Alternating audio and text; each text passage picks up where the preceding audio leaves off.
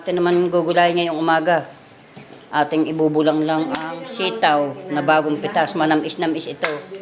Kaya ang ilalagay hulaan natin, ang ititimpla ay asin at luya. Ayos na ho yan.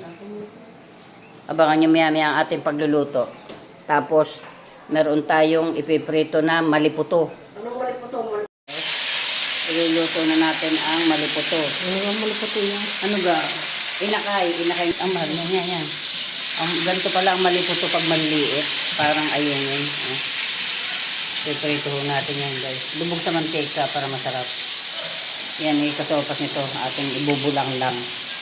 Ugas, bigas, asin at saka luya lamang ang kasahog nito na ingredients. Yan guys.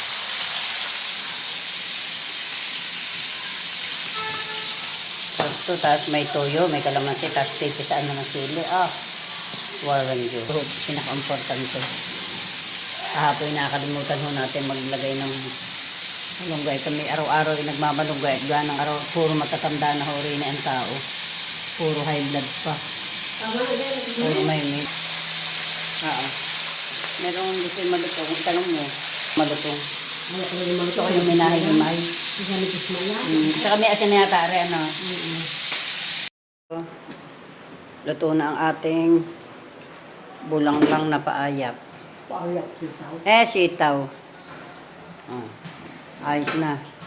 Pwede nang kumain. Maraming tutong. Yung mo na, lagay mo sa kapitan. Tayo po ay magsasandok na. Malutong-lutong hapko. Ang hirap daw ng kuwan din. Ay pagkagay yung hapko malutong. Masarap na nga yan.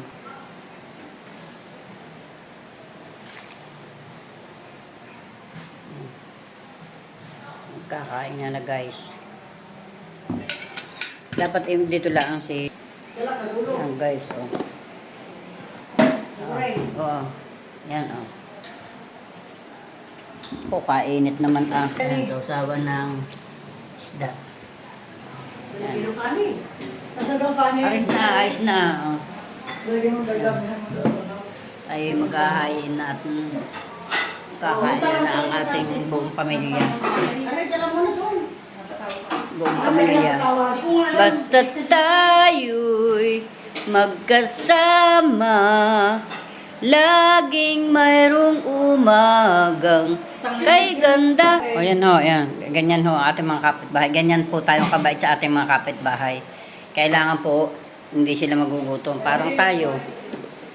Kailangan pag tayo ibusog, busog din sila.